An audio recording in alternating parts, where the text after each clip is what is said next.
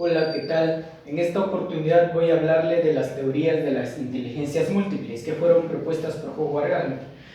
Bueno, ¿qué es la inteligencia? Bueno, algunos definen la inteligencia como la capacidad que tienen las personas para poder dar solución a un determinado problema. Bueno, Howard Gardner define la inteligencia como un potencial biopsicológico que se activa en una determinada cultura para dar solución a un problema o crear objetos de valor, ¿no? Entonces, a partir de esta definición, Howard Gardner nos da la teoría de las inteligencias múltiples, que son 8.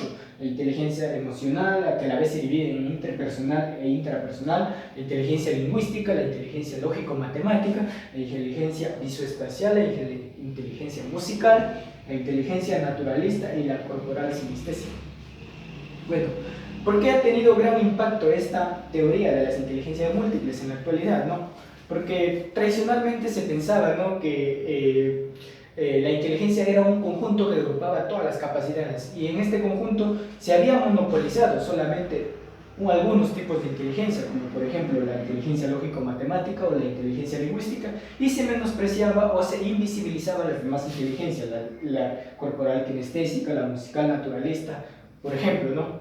Entonces, fue muy importante porque Howard Gardner dijo que son totalmente distintas, ¿no? Pero que a la vez ellas se retroalimentan, retroactúan y se interrelacionan, ¿no? Entonces, eso es lo importante de esta teoría, ¿no? Que hizo visible las demás inteligencias, no agrupándolas en uno solo, sino que distinguiéndolas cada una de ellas, ¿no?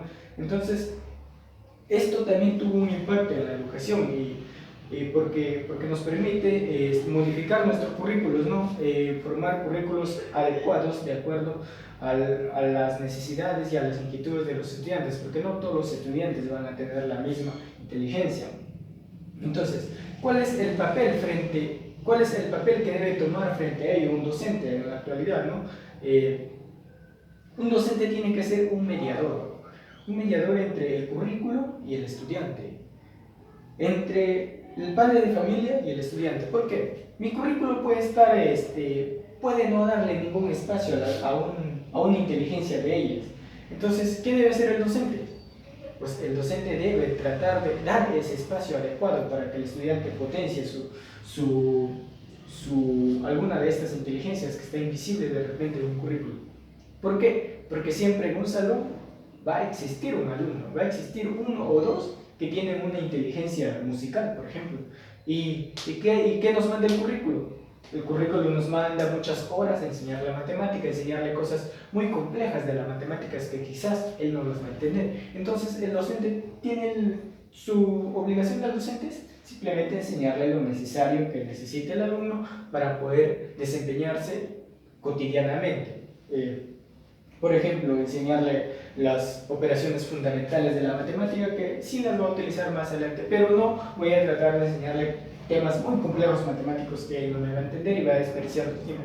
Entonces, el docente tiene que darle un espacio para su inteligencia que está desarrollando a cada uno de los alumnos. Otra, ¿por qué debe ser un mediador entre el padre de familia y el estudiante? Muchas veces nuestros padres tienen esa concepción tradicionalista, ¿no? Que mi hijo es inteligente porque sabe bastante matemático y mi otro hijo no es inteligente porque no puede desarrollar las matemáticas. Mi otro hijo, por ejemplo, no tiene la capacidad de desarrollar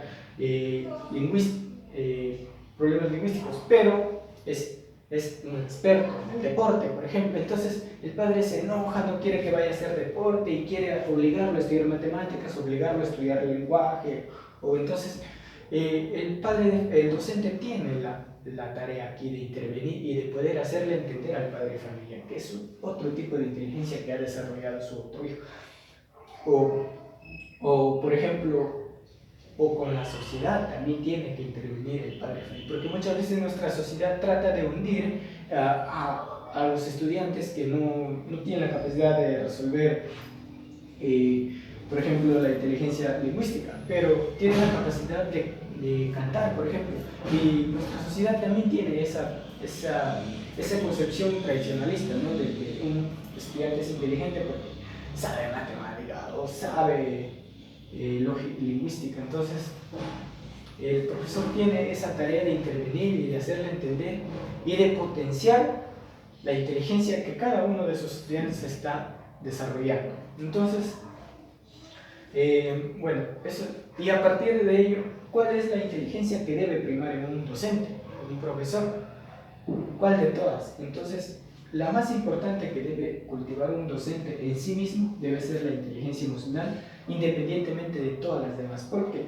Porque va a encontrarse con la necesidad de poder persuadir a la persona, de poder percibir sus emociones de los alumnos, porque muchas veces los alumnos tienen diferentes crisis emocionales, ¿no? Entonces el profesor tiene esa obligación o tiene que estar preparado para ello, ¿no? Entonces, o el profesor también debe tener una autoestima totalmente estable, ¿no? Porque si no tiene una autoestima estable, no va a poder dirigir a un grupo de alumnos.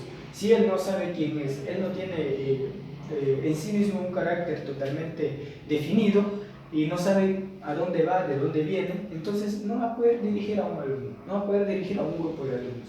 Entonces, lo más importante que un docente debe cultivar en sí mismo es la inteligencia emocional. Gracias.